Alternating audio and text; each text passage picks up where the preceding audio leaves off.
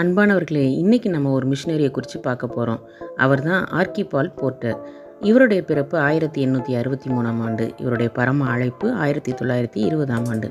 இவருடைய தாயகம் அமெரிக்கா, தரிசன பூமி, அரபு நாடுகள். ஆர்கிபால் போர்ட்டர் ஒரு அமெரிக்க மிஷினரி.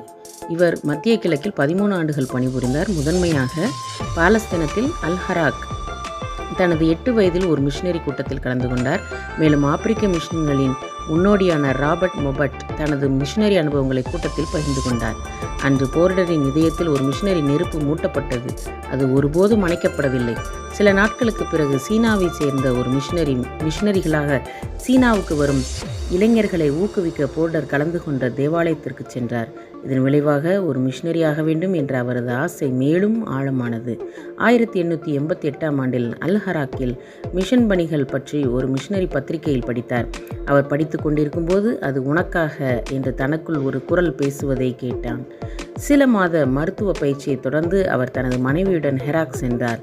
காட்டு மிராண்டித்தனமான மற்றும் நாகரிகமற்ற மக்களால் ஆபத்துக்கள் இருந்த போதிலும் அவர் அவர்களை சாதுரியமாக சமாளித்தார்.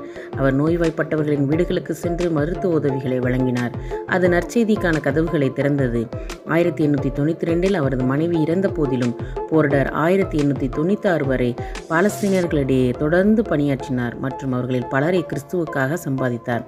ஹெராக்கில் 5½ வருட ஊழியத்திற்கு பிறகு போர்ட்டர் இப்போது நற்செய்தியை மத்திய அரேபியாவிற்கு எடுத்து செல்ல விரும்பினார். எனவே 1900ஆம் ஆண்டு அவர் மோவாப் மற்றும் ஏதோம் பகுதிகளுக்கு அப்பால் சில பகுதிகளை அடைய அரேபியா பாலைவனத்தில் ஆபத்தான பயணத்தை மேற்கொண்டார். அரேபியர்கள் கிறிஸ்தவர்களை வெறுக்கிறார்கள் என்றும் மத்திய அரேபியாவிற்கு அவர் பயணம் செய்வது உறுதியான மரணத்தை விளைவிக்கும் என்றும் அவர் எச்சரிக்கப்பட்டார். அவர் மனம் தளராமல் காப் மற்றும் ஜோப் உள்ளிட்ட முக்கியமான அரேபிய நகரங்களில் நற்செய்தியை பிரசங்கித்தார். பல முறை அவர் முஸ்லிம்களாலும் நாகரிகமற்ற கும்பல்களாலும் தாக்கப்பட்டார். ஆனால் ஒவ்வொரு முறையும் மரணத்திலிருந்து தப்பினார்.